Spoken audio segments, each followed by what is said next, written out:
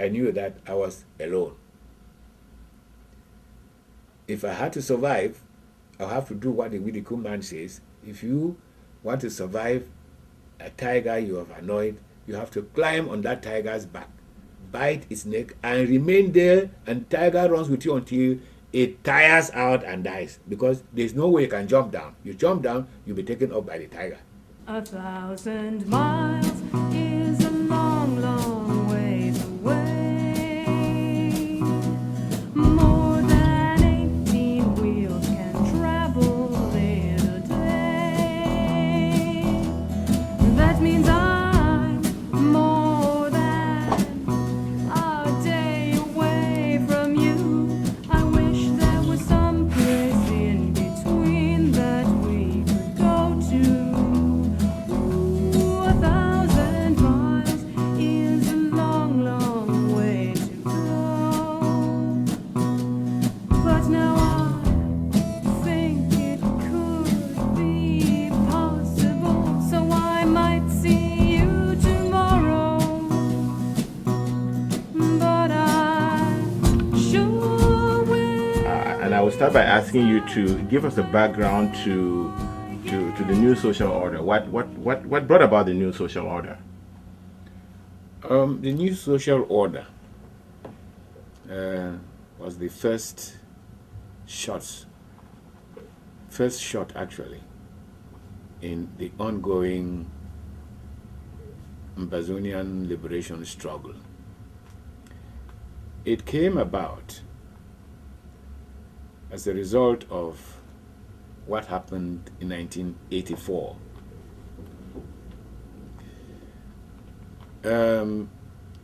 There had been riots in Bamenda and in Ambazonian areas, pro-independent riots. At one time, our young men overran the police station there, disarmed the police and marched them in the streets naked, calling for the independence of their country, calling for us to get out of the Republic of Cameroon. Then there was one decree that decided to abolish the GCE, and there were riots which forced the government to withdraw that. For some time, these things are resentment against the illegal occupation of our country by La République de Cameroon. You mean illegal? Illegal, yes. Okay. The illegal occupation of our country by La République de Cameroon. It has been simmering over the years. Our elders swallowed the outrage upon us, but the young men were no longer prepared to tolerate it. It's just like in South Africa. Centuries, the white man has imposed apartheid there. The elders just accepted it. Okay. But it was a younger element. The Mandelas, the Oliver Tambo and the others will say, no, we won't accept it. We must overthrow this. So these are young men were angry about the fact that their country was sovereign and independent.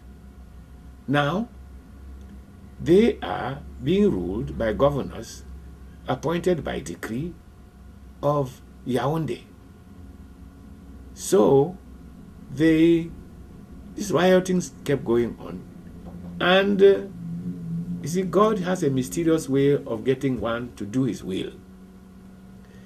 Paul Biya and his clique felt that the best way of ending this rioting was to wipe out any trace that there ever were another country other than Cameroon Republic.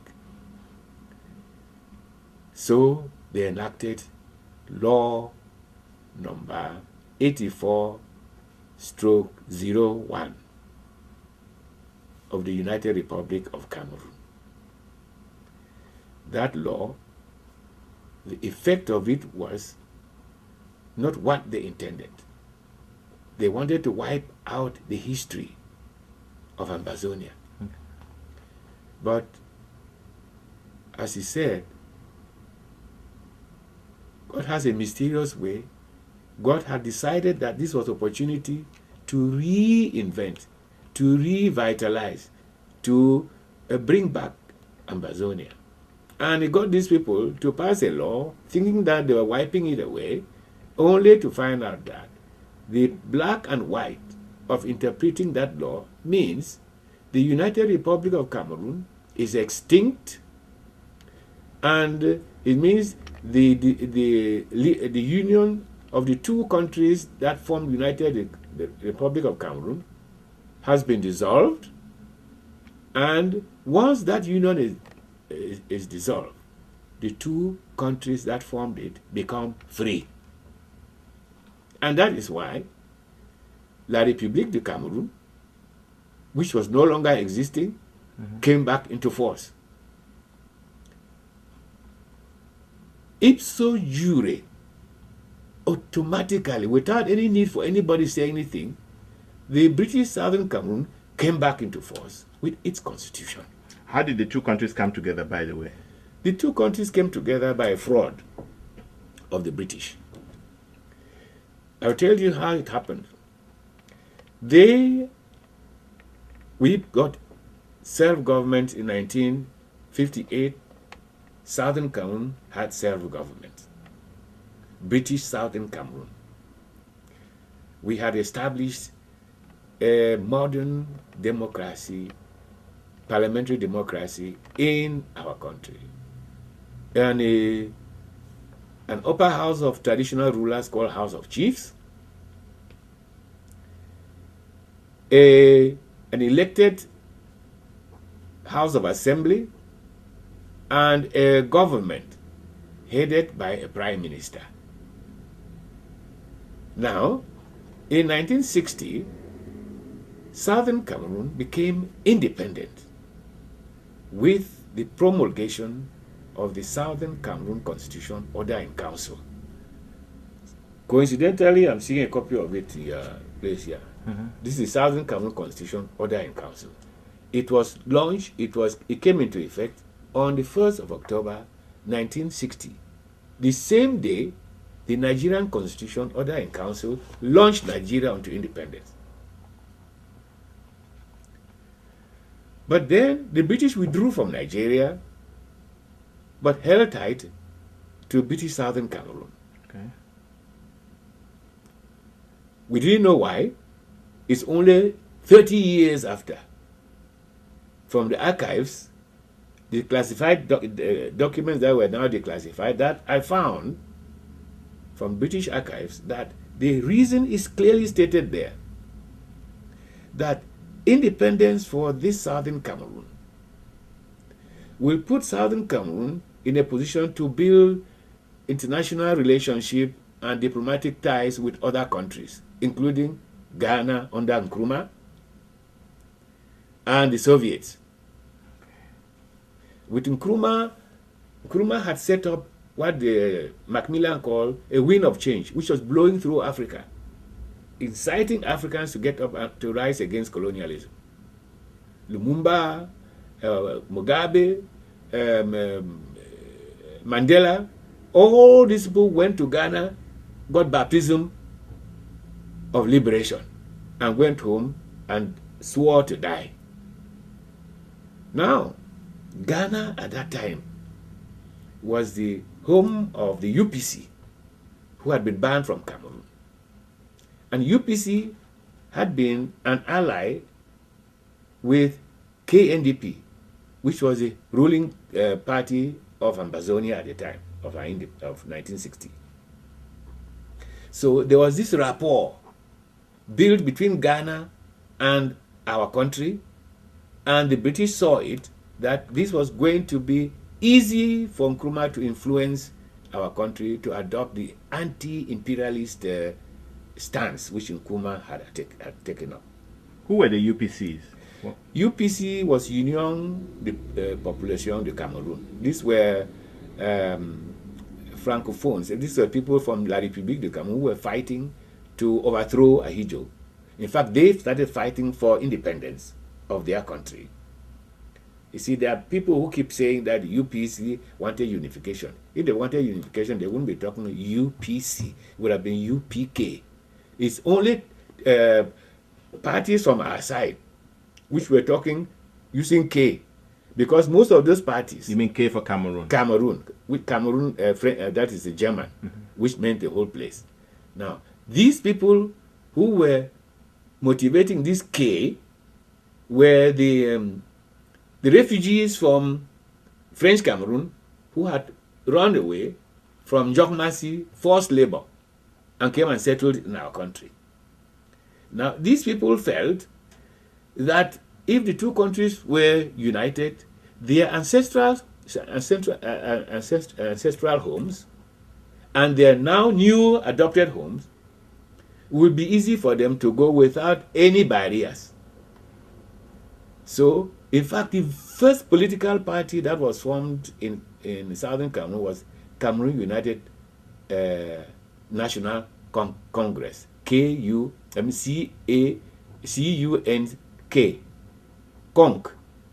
And the first president was RJK Dibonge, a Douala man. And this was in Southern Cameroon? In Southern Cameroon, a Douala man. That was about 1940-something, right? So it is these people who created this drive for unification because they want to go home without passing through checkpoints and custom exercise and things like that. Especially when they die, they want to carry the Bamileke man will say, no, make the go bury him for tongue. The man who has been born, educated, worked, and died old in our place, no one for tongue, they go take and go. Now, and they would have to show why they're crossing the border. Meaning that they wanted to be buried in their ancestral home. It's a normal thing. The African has a wonderful attachment to ancestral home. People in Bamenda and so on, if you die here today, your people are going to want to take you back to Bafut. For no other reason, because there's where your spirit belongs, your body belongs with the ancestral gods. It's a normal thing. So, people are usually blaming these Francophones, and when they're blaming Francophones, I think they are stupid. It's a normal sentiment that they want their new homes, which they have now created in our country, to have no barrier between them and their ancestral homes. Some of them don't even know their villages at all. They don't even know where to go. But it is inside the psyche that they come from somewhere. Just like the Jew here believes that he comes from Israel. It's absolutely normal.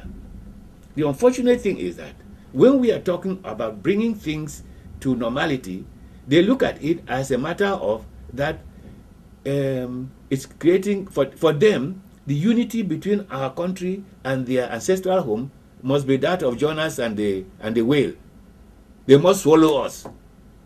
We say no. We created this unity of two sovereign states interacting freely with the other. And that is what the treaty of what we call the Plebiscite Pact meant. That was signed on 16th of December 1960 between the government of Buea and the government of Yaoundé, proposing that these two countries would form a confederacy, if you like, you may call it Cameroon Ambazonian Confederacy of Independent Nations. We call it the CACIN, CACIN. Right. That thing was signed, and it set up, all it said was, just like the European Union, they are independent states, but they pursue common policies in certain areas. So it was decided that these two countries, Cameroon and Ambazonia, will pursue common policies in 8 matters. They named the 8 matters there: defense, foreign affairs, human rights, immigration, nationality,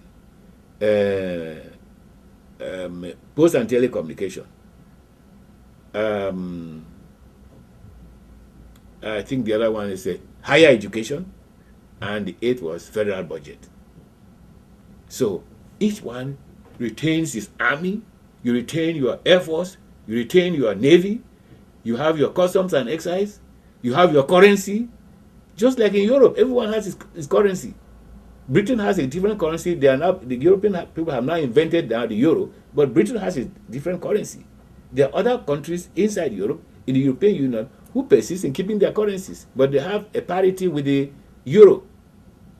Even the euro, they have to agree that they should come to that currency. Exactly. So, this was adopted. We call it plebiscite pact because it was submitted to a UN plebiscite. The UN accepted this as the second alternative to the plebiscite which they were going to conduct. And what was the other alternative? The other alternative was total absorption to become part of Nigeria. If we voted to join Nigeria, total absorption. And I think last time I was here, I hope I still have it here. We have the. You have the two alternatives. Puts everything out very, very clearly. Two alternatives. Here we are.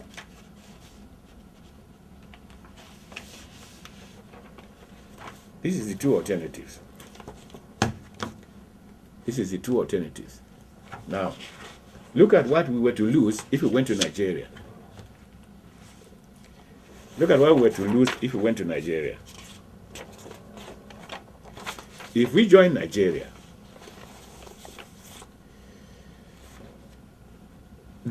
all these things here were to be under the exclusive competence of the federal government. This lot, currency, aviation, I pick only a few, external trade, immigration, all these were going to be under the federal government. In addition, these others here, these ones, they were going to be under concurrent jurisdiction. We could legislate on this, federal government will legislate on this, but if there was a conflict between our legislation and federal government legislation would prevail. So in effect, we had nothing to our exclusive jurisdiction. If we became part of Nigeria. If we became part of Nigeria, except primary education, cooperatives, agriculture, that was all we had as veterinary and health. That was the only thing we had as exclusive jurisdiction. So basically we were going to become an integral part of Nigeria. Integral part of Nigeria, totally absorbed, and the nationality, whatever nationality we have, out of the way. Become Nigerian. And any autonomy is gone. No such thing. As the autonomy we had was only for primary education and, as I indicated to you, health, primary education, veterinary, and so that's the only autonomy we would have. And that will only be at a local level because finally the federal government controls the health of the whole place. Whether it controls the health, but that was the only place where we could make legislation without anybody interfering with us. Those are about 4. So in now, effect, compare that with the plebiscite pact between us and La République de Cameroon. There were 8 matters here, only, which were for federal and regional and state competence, concurrent jurisdiction. There is nothing here that says that federal government has any exclusive jurisdiction at all. On the contrary, it is clearly stated that in non-federal matters, the states preserve exclusive competence.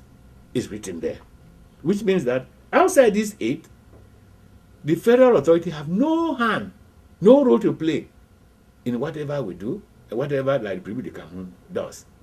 But in these 8 matters, the laws Yaoundé passes, the laws Buea passes, are subject to modification, harmonization, so that, for example, immigration should be harmonized, human rights should be harmonized, legislation on nationality should be harmonized. Those are the things. Post and telecommunication legislation should be harmonized. That is the meaning of what we voted. Now, so it was submitted to the United Nations adopted this and made it the second alternative in the plebiscite. The plebiscite came, and to tell you the truth, the British saw this was a fantastic coup d'etat staged by Foncha over the heads of the British. Because now there is something we can relate to as the terms of joining La République de Cameroon. There has been all this wild lie peddled by La République de Cameroon that we voted to become part of La République de Cameroon. What you have seen now tells you that it was that was a gigantic lie, and it continues to be a gigantic lie. So let me show you an I hope I can find it. Yes. This is exactly the organic setup, the structure which we voted for in the plebiscite. 2 countries, each independent, and a federal confederacy. We call it confederacy because whether you call it federal or not, a confederacy is a league of independent nations. 2 independent nations confederated to pursue common policies in these 8 matters. So when somebody tells me that we voted, Ambazonia voted to become part of the République de Cameroon, tell that person he is suffering from intellectual dishonesty of the deepest dye. I mean, how many people are aware of this document? I was never even aware of it till 1990. I didn't know there was anything like this. I didn't know there was even this. I stumbled across this only at the United Nations in 1990. By that time, we had written the new social order. So, the new social order was even basing itself on the fact that there was a Fumban agreement, whereas in fact there was no Fumban agreement. I thought that Fumban agreement was what created the union, the terms of union. Little did I know that the terms of union and the procedure for bringing about the union were part of what we voted for in the plebiscite. Why has this document not been available, though? Why? I mean, this is what the people voted for. Obviously, it was made available during the campaign. It was. In fact, that's what I'm asking those some of my friends who were in that campaign, like Albert Mukong. I said, but how come? I asked him, did you people use this? He said, yes. Did you see what we had, we were supposed to give up to these people? He said, yes. And do you realize that it was stated there, after the vote, there will be an international conference chaired by the United Nations. The British will be there. We and La République de Cameroon will be there to work out a constitution. Have they had any such thing? No. So, from day one, this whole thing was abrogated immediately it was voted. And to tell you the truth, before this took place, I was in London studying law. The British had recruited hundreds of young men to go to Ambazonia as what they call enlightenment officers. They were to campaign and make sure our people vote for merger into Nigeria. Because what Foncha had brought, which United Nations had adopted, meant if we voted for it, we would still be independent, and the British didn't want to see us independent because of our relationship with Ghana. Because that was going to make us nationalize the CDC, where they had invested 20 million. That is what I found in their archives. I didn't understand why the British were against our independence. That if we became independent, Nkrumah and the Soviets will influence us to nationalize the CDC with their 20 million vested in it. Another problem they had was this. If we became independent, the UPC, who had been chased away from La République de Cameroon, will use us as a staging point for carrying out the anti-French guerrilla war, which was raging in La République de Cameroon at the time. And since the UPC was it was more or less an ally of Foncha's government, that would easily become a communist country there. In the British document which say we now find ourselves with a small communist country just next to Nigeria, and it will have a terrible influence in Nigeria. Turning Nigeria into a communist state is going to be disastrous for the West. So the prevention of our independence became a must. So when they brought these so-called Enlightenment officers to Cameroon, they went around. They found that the campaign to vote against, to vote for against joining Nigeria was so strong that their strategy was, after the vote, they will carry the boxes and rig. But one Bakweri princess, Minerva Martin, the daughter of King Manga Williams, that was a firebrand. She was the heroine of our salvation, because she stormed the country from Limbe right through to Nkambe, woke up our women and told them that after the vote, no woman who is pregnant goes home. You stay here and surround these voting boxes to make sure that nobody touches them. Light a campfire. If anybody comes to touch it, take fire and burn the person. And these women acted like one man. The British tried to carry these boxes away. These women say, you are dead. Try it. Who will fight pregnant women with fire? It's not part of the type of thing the British would do. And not after the Second World War. Eh? Yes. Yes. It's not the type of thing the British would do. I mean, there's some element of politics among the British. They wouldn't be that brutal, go and beat women and so on. So they found that, no, this is a no-go area. We are going to let these people alone. So the votes were counted, and it was a massive vote against joining Nigeria and retaining our independence. But Britain is so astute in the way they do their things. From the archives, I found that the British archives state that from now on, we shall pursue a policy which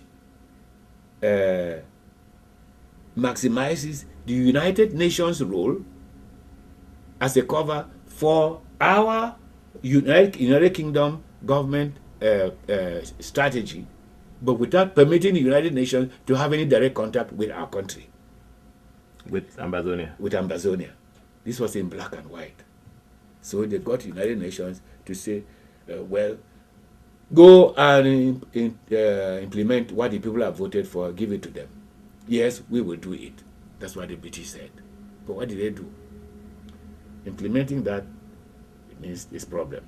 They decided now to block implementation. How do you block implementation of that thing? They organized for the Franco-Cameroon Alliance troops based in Cameroon to march, to invade our country. Based in La Republique. In La République de Cameroon. To march into our country, Ambazonia, and got British troops to hand over our country to them, to subjugate, to annex it and subjugate it under La République de Cameroon. What did the government of Southern Cameroon say? The government of Southern Cameroon, they found nowhere as to what they could say. First, Foncha himself, as I now got to know, was a Francophone refugee settled in our country. That apart, the leadership we had at the time, I can only say God had destined that we have to go into this slavery. Because it was in 1995 that Foncha, Muna, and the others carried a group of people to junket Britain and United Nations that they are looking for our independence. If Foncha had gone to the United Nations in 1961 and said, look, this is what we voted for, these people have occupied our country, what is happening? The United Nations would have told Cameroon to get out. You either comply to what is signed there as a method of bringing the two countries together, or you get out. And they would have pushed them out. But Foncha acquiesced. In fact, Foncha he was like our commander-in-chief. He was the one to organize our resistance. But what did he do? He defected. Our commander-in-chief defected and became the deputy commander-in-chief as vice president of Ahijo, deputy commander-in-chief of the forces which were illegally occupying our country. He was operating like Philippe Pétain, Marshal Pétain in Paris, who, when the Nazis took France, he, instead of leading the resistance against the Nazis, he became their man to rule France for them.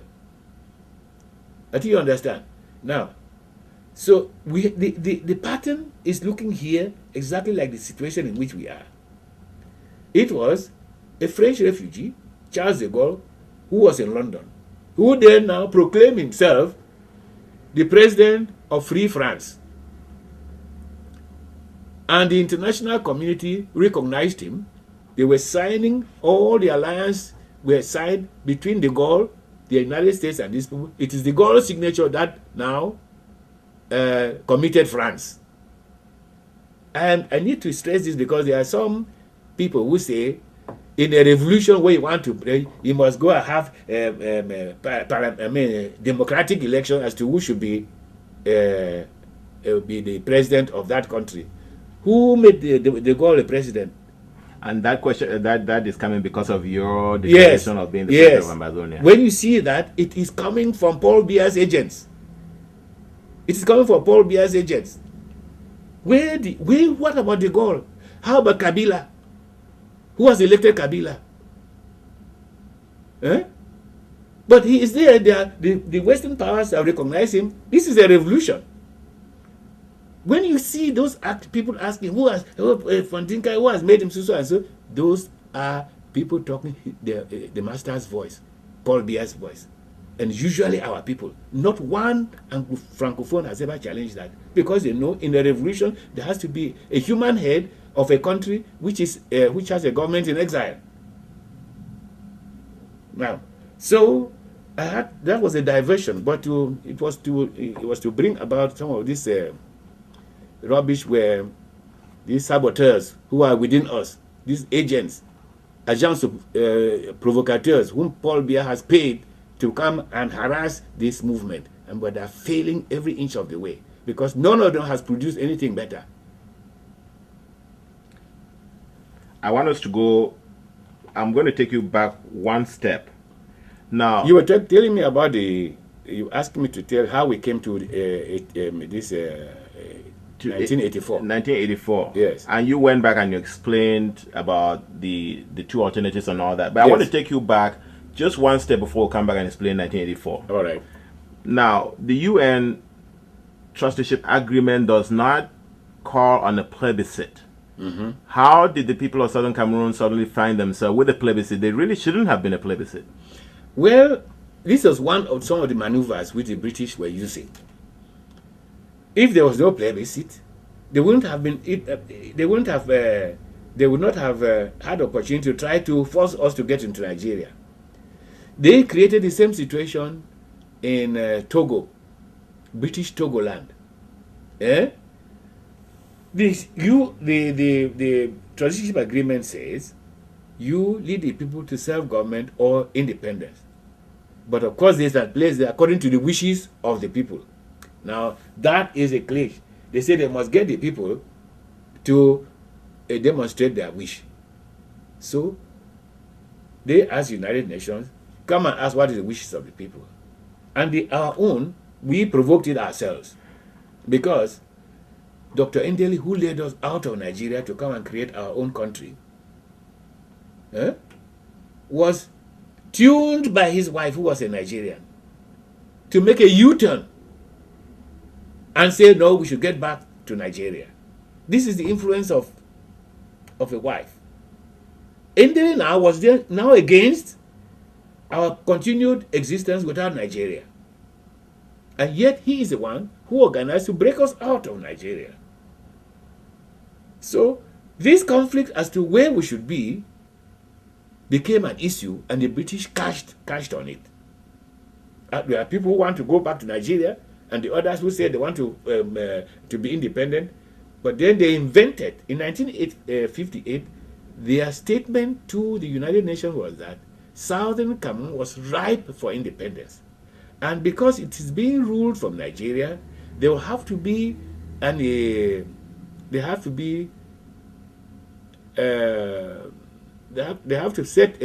make the people decide whether they wanted this independence with Nigeria or away from Nigeria. This was a document sent by the British in June 1958. But once they saw that in 1959 there was a special session of the United Nations for Cameroon, I led the student delegation from London. My other delegate was Professor Nomangu.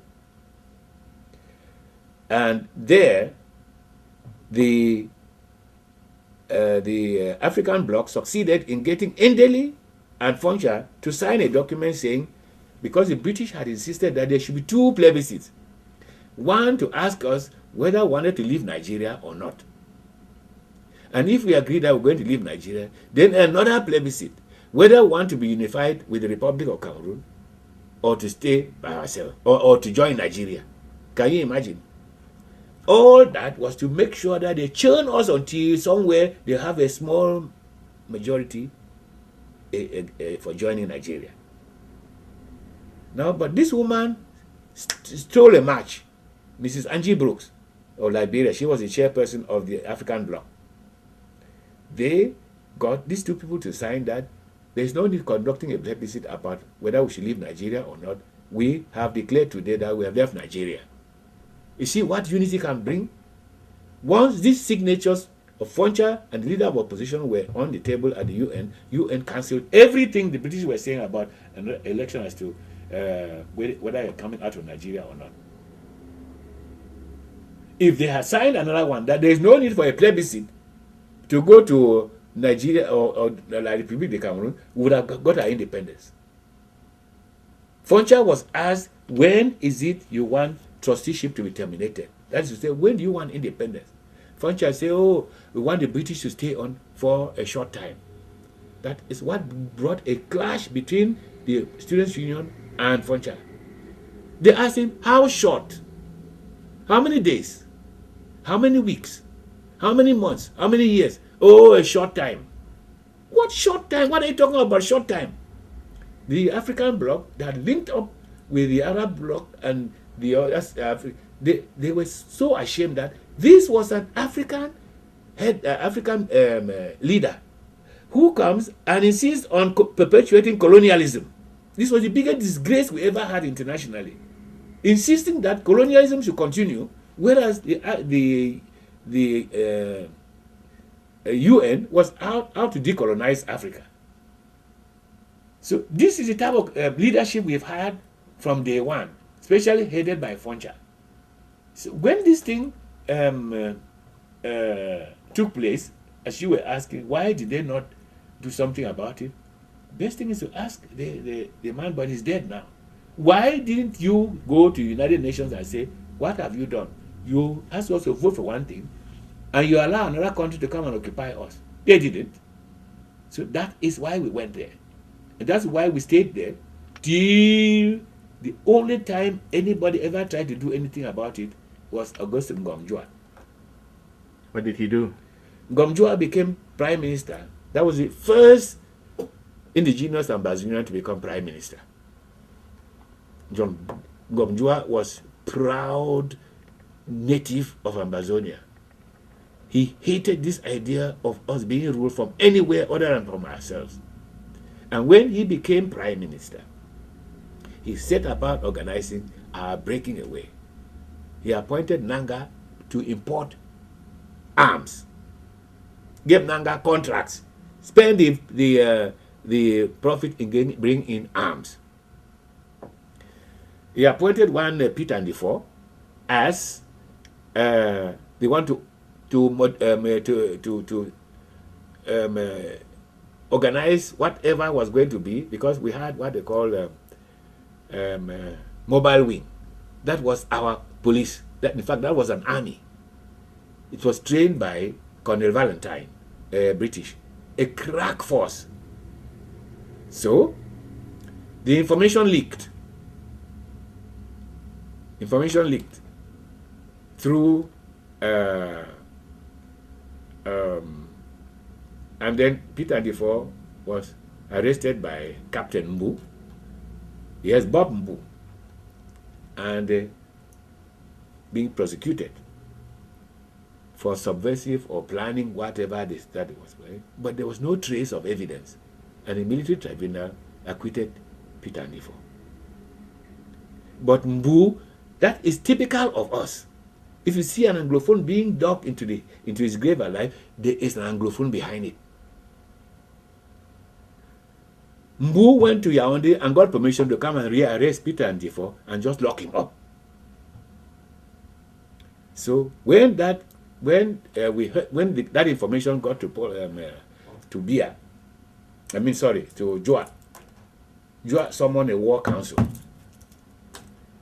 called the executive council. They sat and they decided that they are going to resist the arrest of Peter Defoe. So he summoned Michael Ntuni, who was the commissioner of police in Ambazonia. Ntuni came to the executive council, dressed in full uniform.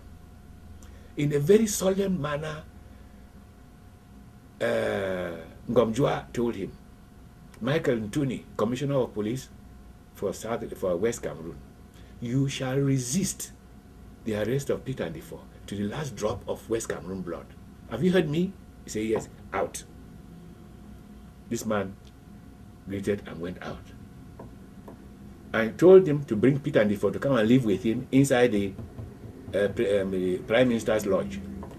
So Peter Defoe was moved from his house to Prime Minister's lodge. Ntuni prepared our boys, the mobile wing. On the day the gendarmes moved from Sopo to go for Peter Defoe, they had not gone 50 yards when they were outflanked by the mobile wing, and they broke in wild disorder and escaped and went back to their barracks. That is when Ahijo vowed that he must cross this West Cameroon. That mobile wing is an army by itself. So he made sure he removed Joa from power because he had the right to appoint and dismiss prime ministers. He appointed Muna to replace Joa. And within 2 weeks of Muna taking power, he signed an order surrendering the police to the federal. And whatever force we had was gone. So that was the first attempt by anybody to try to recover our liberty. From that time until 1985, nobody dared cough. So in 1985... Mbe, I'm going to stop you before we go to 1985. One more thing I wanted to address. There was a meeting in Manfi. I've heard you speak many times, but you've never really addressed that meeting. There was a meeting that was held in Manfi. And in that meeting, the people of Southern Cameroon did definitely make it clear to the British that they did not want to be part of Nigeria or part of La Republique. Can you discuss that Manfi meeting? I don't know about that one. There was a Manfi conference. Yes, don't forget that. What I am saying, these are things I did from my research because I was a student in London. What was happening back home, I didn't know. I was reading law in London. Came back home only in 1964. So I don't know about that conference. Okay. Yes. That's the conference in which Achimbi of Bafut said Nigeria is water and La Republique is fire. Fire. Yes. It could be that, but that is not as important as the fact that they signed this the plebiscite. This plebiscite treaty. Okay. And Britain, it went through an international process which confirmed that we're to remain independent. What Achirimbi said, the other said, was neither here nor there. But once it became a legal document like this, that's where we stand. Okay. Let's go to 1985. Now, in 1985, 1985, as I said, these disruptions got Paul Biya and the others to pass what we call the Restoration Law. It restored La République de Cameroon. And I waited for our people to say, let's sing home again, when shall I see my home? To go back to Buea and re-establish our institution. Of course, nobody did, because at that time, I don't think anybody else saw what had happened. But for some reason, God showed me this, your country is free. Let your people know it is free. So, we had a group which was working to see how we could revive this country, the Ambazonian Restoration Council. Fonlon was our leader.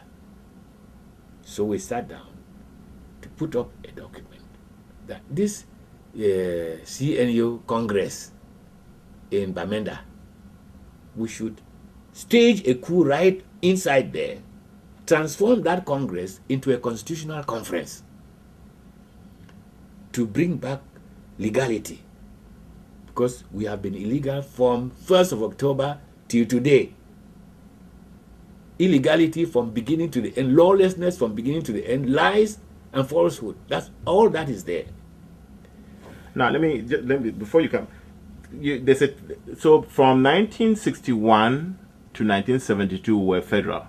Yes. From 1972 to 84 were United Republic. United Republic of Ghana. Was that legal to you? Absolutely legal from day one. Okay. But since now I cannot say it in hindsight that it was illegal. But I had thought the 1961 arrangement was something which came out of Fumbat. So when I went, 72 came, and they wiped it away, I read through the Constitution of the Federal Republic of Cameroon. Article 47 or 41 says how it can be modified.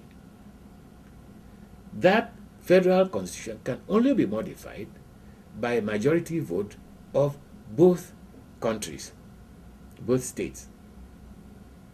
Here, they just got up one morning and say, there's a plebiscite. The plebiscite is to transform the country from Federal Republic to United Republic. You mean referendum? I mean referendum, sorry. Referendum. Thank you for that. So, for me, that was not the way to revise that constitution. And that is where we based the new social order. It has been changed by a system which was outside that which is provided in the Constitution. Therefore, it was unconstitutional. All right?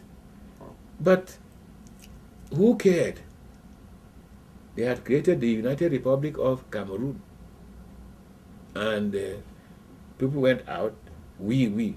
But it was rigged. Our people voted against it. A typical example is that in Bambili, CAS, there were two votes. One black, which says no. The other one white, which says yes. Yes.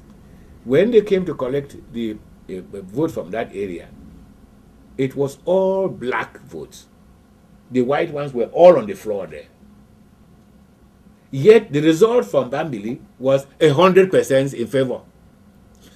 That is showing how they rigged it. The results from Bambili said the people had voted 100%. The students started rioting. Say we voted. Even the white votes. The white votes are still on the floor here. Who was listening to them? They had rigged their thing. So that was another perpetuation of illegality. So when the United Republic of Cameroon was abolished, that means the union was dissolved. Regardless of what Paul Biya had in his head, God had used him to dissolve this union without doing it. You know, there's a biblical saying that to them whom who will not accept the truth and be saved, God shall send into them a strong delusion to believe a lie and be condemned and be damned. You see, they refused to accept the truth that these are two countries. And God told them, oh yes, gave them a delusion, wipe the whole thing off. And they went to wipe it off, only to make it even, to recreate it. So the ARC, Ambazonian Restoration Council, decided to cash in on this. We prepared this new social order to point out that the Republic of Cameroon, having been revived, our British Southern Cameroon automatically is revived the same minute, the same second. Therefore, please limit the authority of the Republic of Cameroon to its territorial boundaries, which are east of the Mongo. And let us run our lives.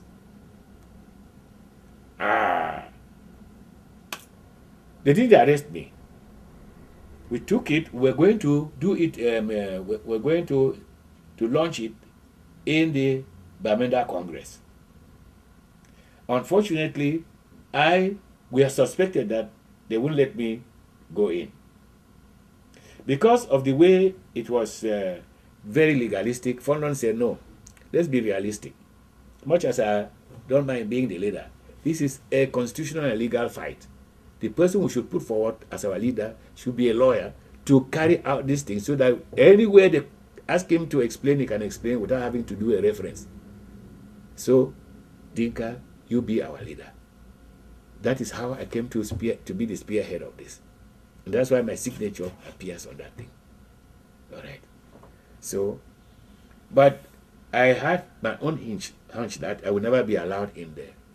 However, we prepared it so that Fondon can read it.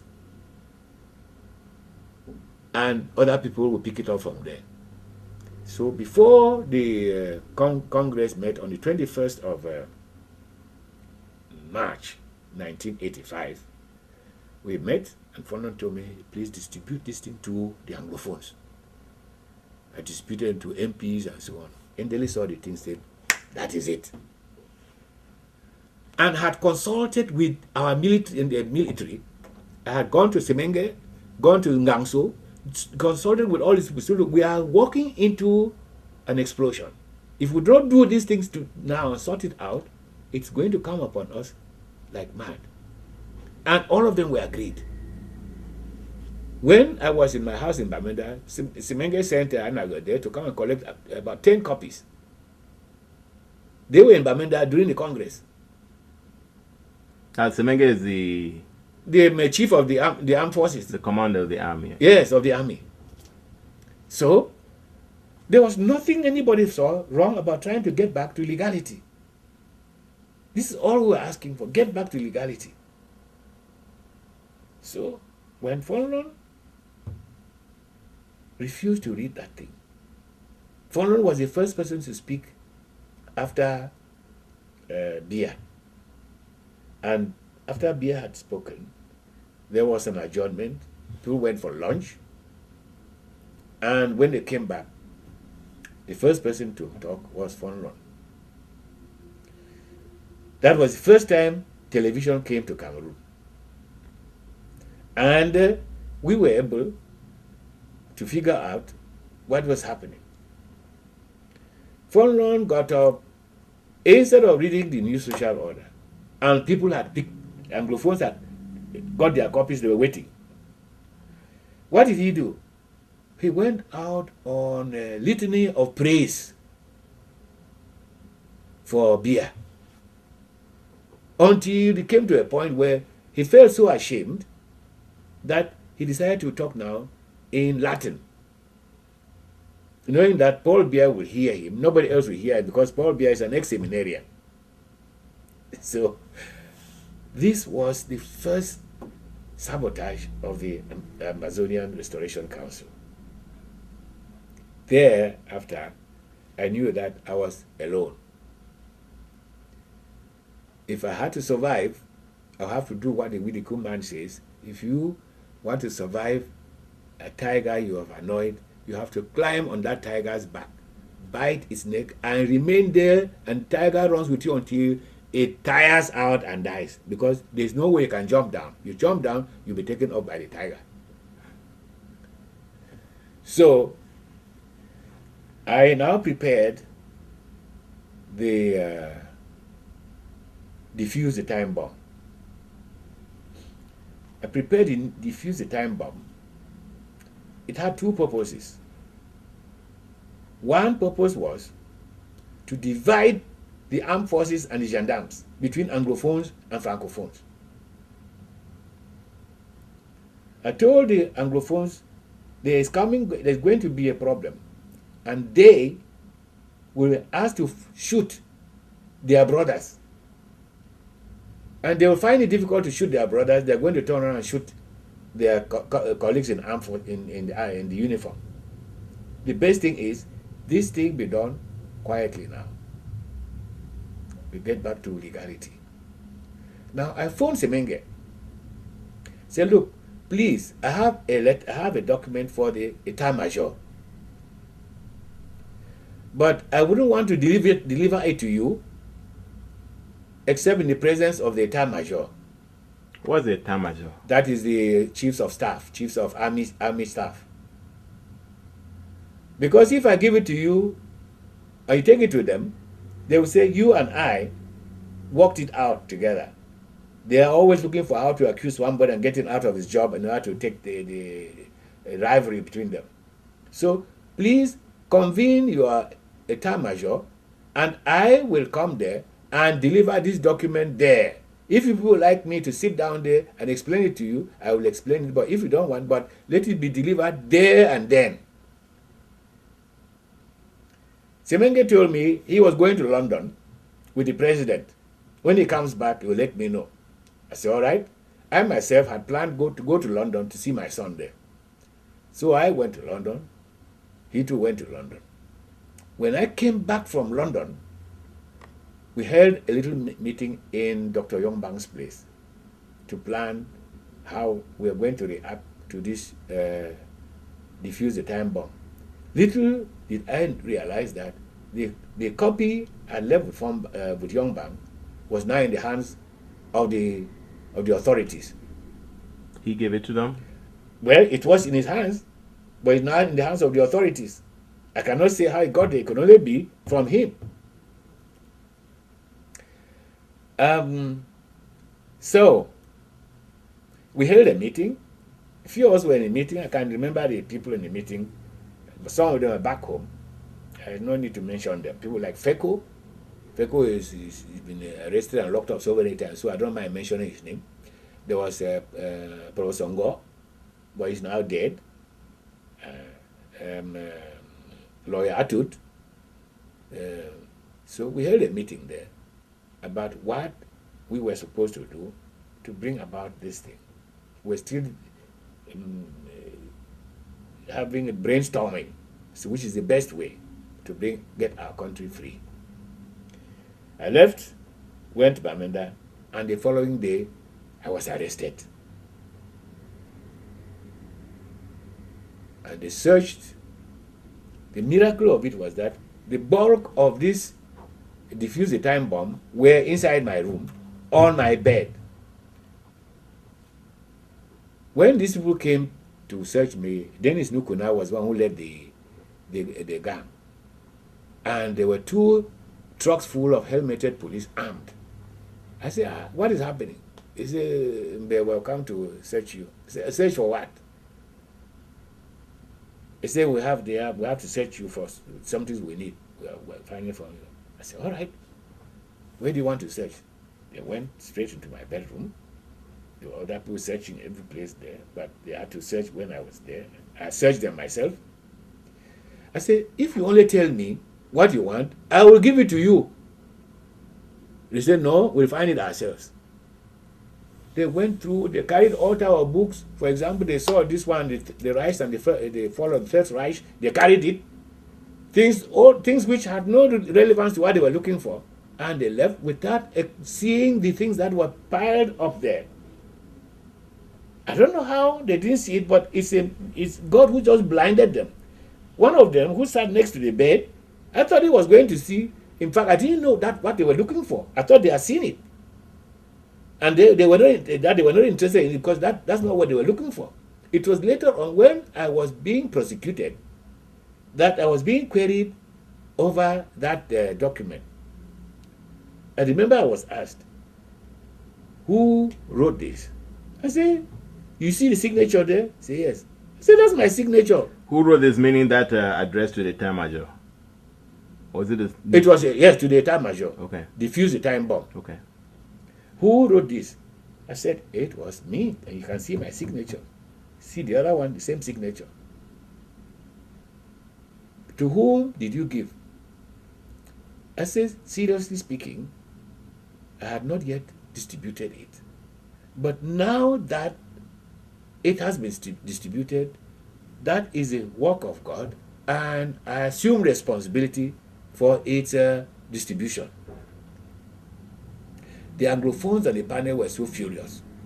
Why should you accept that you publicize this thing, whereas in fact, they knew that they didn't get a copy from me? Why should you accept that you publicize this thing? You know what can happen to you. I said, nothing is going to happen to me which has not been preordained by God. Zero. These fellows were frightened. So, that's when I realized this defuse the time bomb was the problem. Then I told my driver, I said, all right, go and carry the other ones which are in the house and keep them safe for me somewhere. Because they couldn't find it. There was no need in my going to go, because I was being prosecuted for it anyway. So there's no problem. So that is what happened. And then when I was in prison, in that jail, I decided to